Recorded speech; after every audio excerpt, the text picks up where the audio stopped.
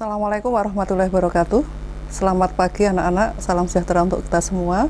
Hari ini Ibu akan menjelaskan materi tentang listrik statis. Walaupun di video sebelumnya Mbak PPL, Mbak Vina sudah menjelaskan dan sudah memakai video tentang listrik statis, tetapi Ibu ingin mengulang materi ini karena materi ini sangat penting untuk kalian dan kalian harus paham mengenai hitungan-hitungan yang ada dalam listrik statis, karena itu perlu vektor, sehingga kalian perlu Ibu jelaskan sekali lagi. Baik, kita mulai. Materi pelajaran hari ini adalah listrik statis. Kita mulai dengan hukum Coulomb. Untuk pengantar yang lainnya sudah sama Mbak Vina, saya mulai dengan konsep hukum Coulomb. Jadi hukum Coulomb ini F sama dengan K Q1 Q2 per R kuadrat. Jadi antara dua buah muatan itu akan terjadi gaya elektrostatis.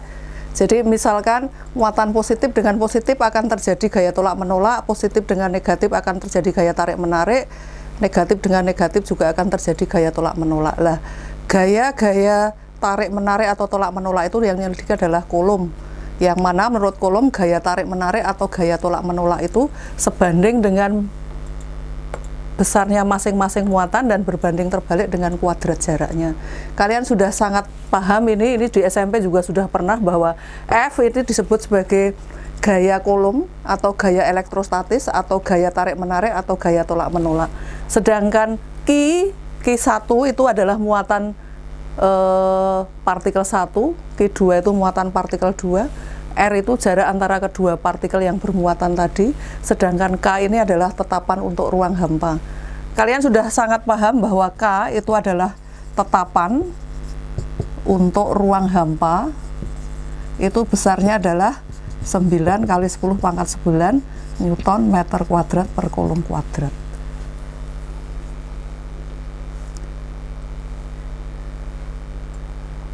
Sedangkan gaya ini termasuk adalah besaran vektor. Jadi aturan vektor harus kalian pahami bahwa ini gaya Coulomb termasuk besaran vektor, sehingga berlaku aturan vektor. Coba dalam hal ini untuk gaya Coulomb apa saja yang berlaku dalam aturan vektor ini? Yang pertama, jika ada dua buah vektor segaris searah, maka harus dijumlahkan. Ini misalkan ada dua vektor gaya gini, F1, F2, titik pangkalnya di sini, maka F resultannya adalah F1 plus F2. Yang kedua, jika ada dua buah vektor segaris tetapi berlawanan arah,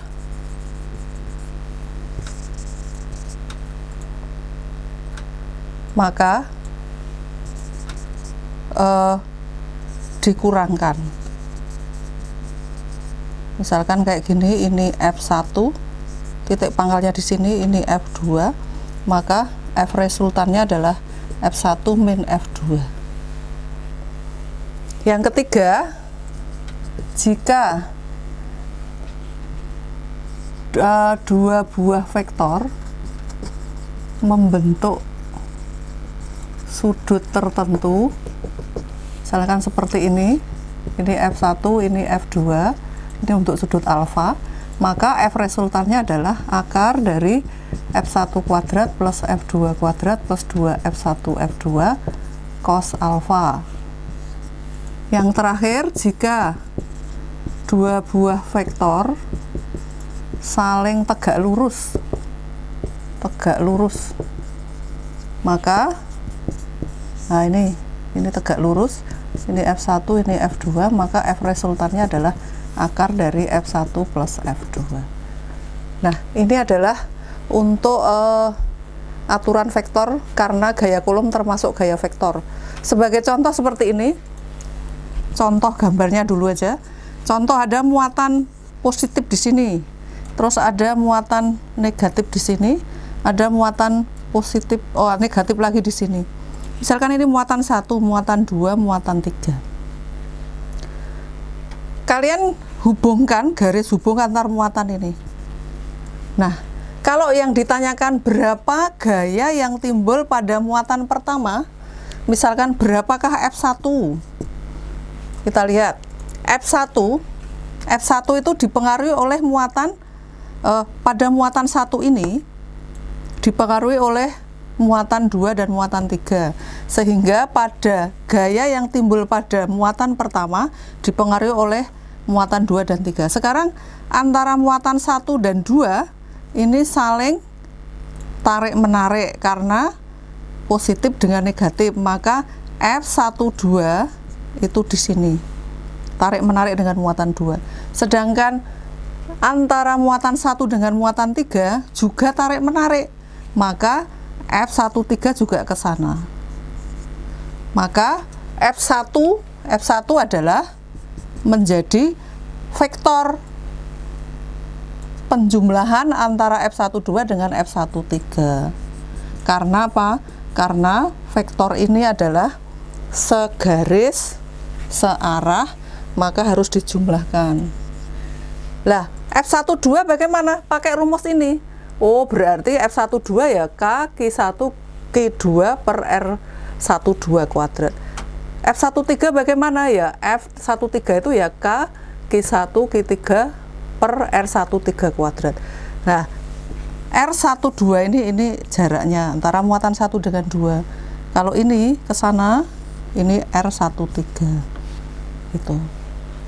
Saya kira udah paham ya untuk yang contoh soal, maksudnya contoh gambar. Oh, bagaimana saya harus mengerjakan soal kalau terdiri dari 3 buah muatan yang segaris, maka kalian menyelesaikannya harus secara vektor. Entah nanti gambar vektornya itu saling berlawanan atau segaris atau saling tegak lurus atau saling membentuk sudut, itu tergantung dari soalnya.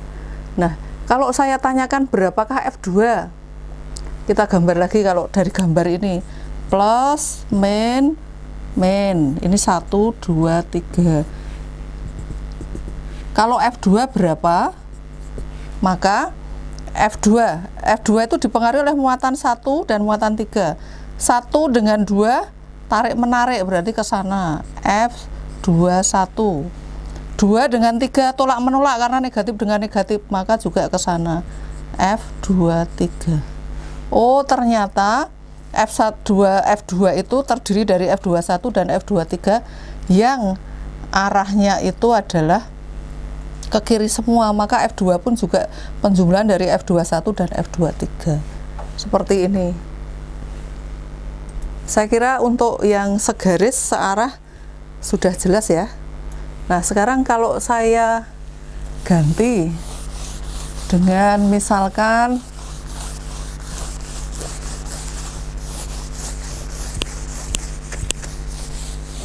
ada gambar seperti ini, misalkan muatan positif di sini, terus di sini, ini positif juga, di sini positif juga. Nah, ada 3 muatan ini, 1, 2, 3. Nah, kalau ini diketahui, ini R21 atau R23 ini. Nah, ini kalau diketahui angkanya, misalkan tentukan F2 berapa, maka gambar vektornya ada karena 2 dengan 3 itu tolak menolak, positif-positif, maka ini ke sini, ini F23. F21 tolak menolak juga ke sana, F21. Maka ini saling tegak lurus, berarti resultan vektornya adalah di sini. Nah, ini adalah F resultan.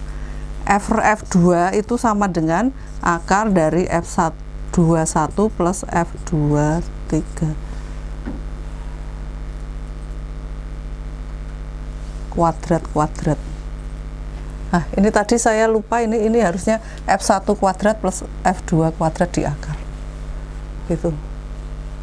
Ini adalah vektor resultan dari 3 buah vektor, yang mana kalau diketahui di salah satu ini maka ini saling tegak lurus. Tetapi kalau di F3 bagaimana? Tentukan F3 sekarang kita lihat. Oh, 3 dengan 2 tolak menolak ke sana. Ini F32. F31 ini dengan ini juga tolak menolak. Pakai garis hubungnya ini berarti ke sana. F31. Nah, ini membentuk sudut alfa.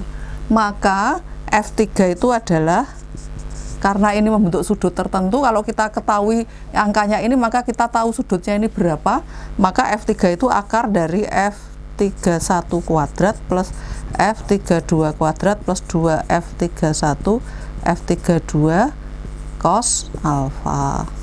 Ini seperti ini penyelesaiannya untuk F31, F3 dan F2 itu seperti ini. Kalau F1 kalian pasti sudah bisa mengerjakan. Baik, anak-anak, sekarang kita mulai dengan contoh soal yang sudah ada angkanya. Kalian harus tahu bahwa muatan listrik itu biasanya satuannya dalam satuan kulum. Kalian udah tahu kan ya, kemarin udah dijelaskan juga oleh Mbak Vina bahwa kalau muatan listrik itu biasanya satuannya kecil-kecil, bisa milikolom, mili itu 10 pangkat min 3. Kalau mikrokolom kayak gini, mikrokolom itu kali 10 pangkat min 6, itu 1/1.000.000. Kalau nanokolom kayak gini, 10 pangkat min 9. Jadi 1 mikrokolom itu 10 pangkat min 6 kolom. 1 nanokolom 10 pangkat min 9 kolom. Kalau 1 pikokolom itu 10 pangkat min 12 kolom. Itu kalian harus tahu itu. Nah, sekarang kita lihat soal nomor 1.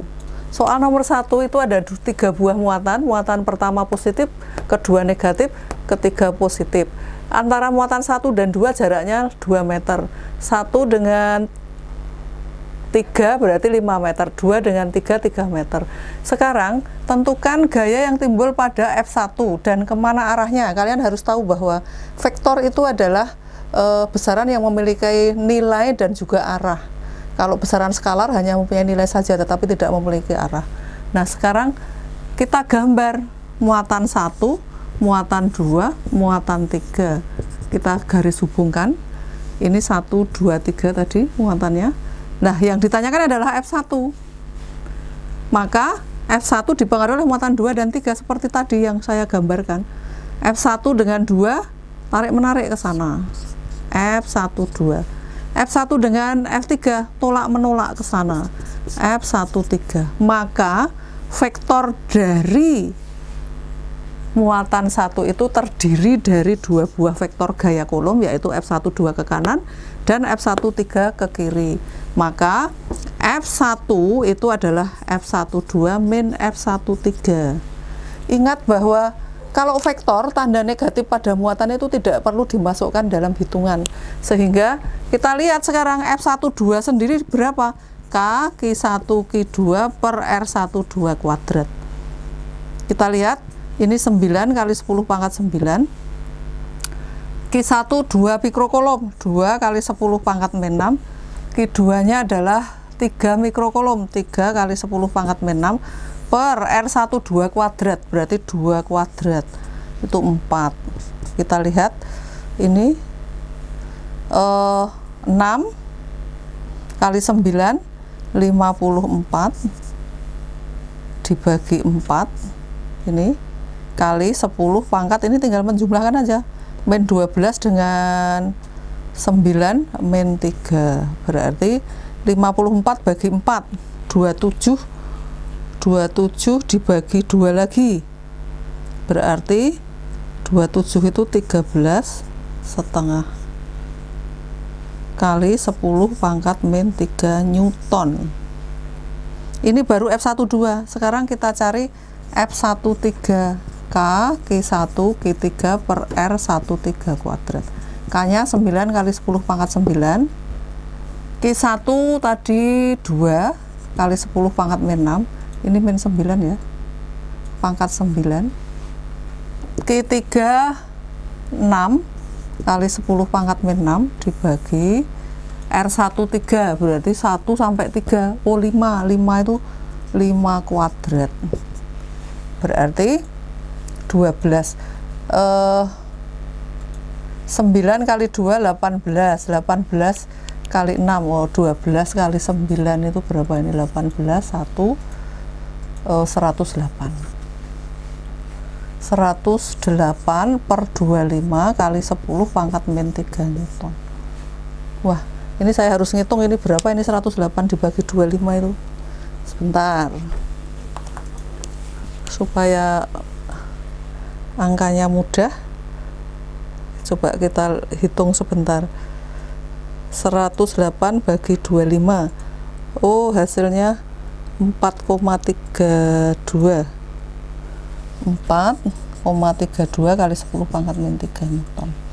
Nah, sekarang kita lihat bahwa tadi F1 itu terdiri dari F12 minus F13 karena vektornya saling berlawanan, jadi dikurangkan. Dan ternyata F12 itu lebih besar, F13 lebih kecil, maka F1 berarti F12 min F13. 13,5 dikurangi 4,32 kali 10 pangkat min 3 Newton. Hasilnya adalah berapa itu? 9,18.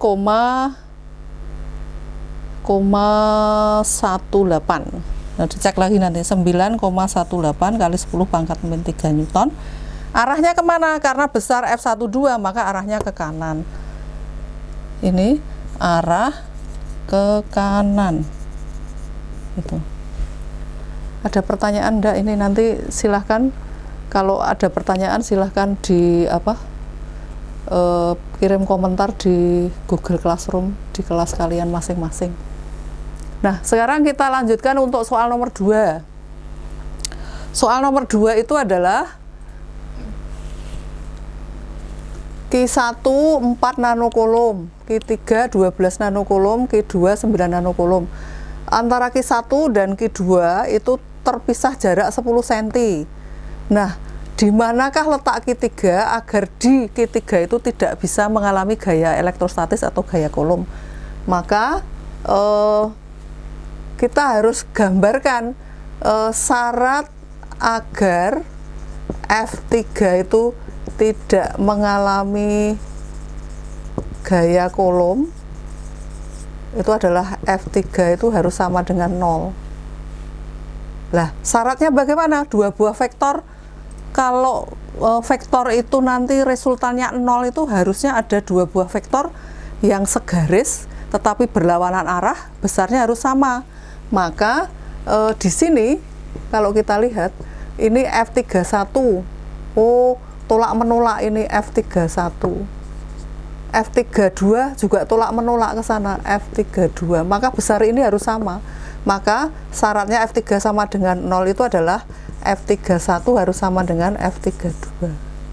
Ini syaratnya. Nah, F3 harus sama dengan 0, syaratnya F31 dengan F32 itu besarnya harus sama tetapi berlawanan arah. Sudah berlawanan arah ini vektornya, karena ini plus plus tolak menolak ke sana, plus plus tolak menolak ke sana, sehingga F31 harus sama dengan F32. Nah, kita tinggal masukkan saja F31 sama dengan F32. Apa rumusnya? Ya, rumus hukum Coulomb tadi, K Q3 Q1 per. Nah, ini kita misalkan jarak ini kita misalkan X, berarti ini kan 10, misalkan ini 10 dari muatan 1 dan muatan 2, maka antara 2 dan 3 berarti 10 min X. Kita lihat per R31 kuadrat sama dengan K Q3 Q2 per R32 kuadrat.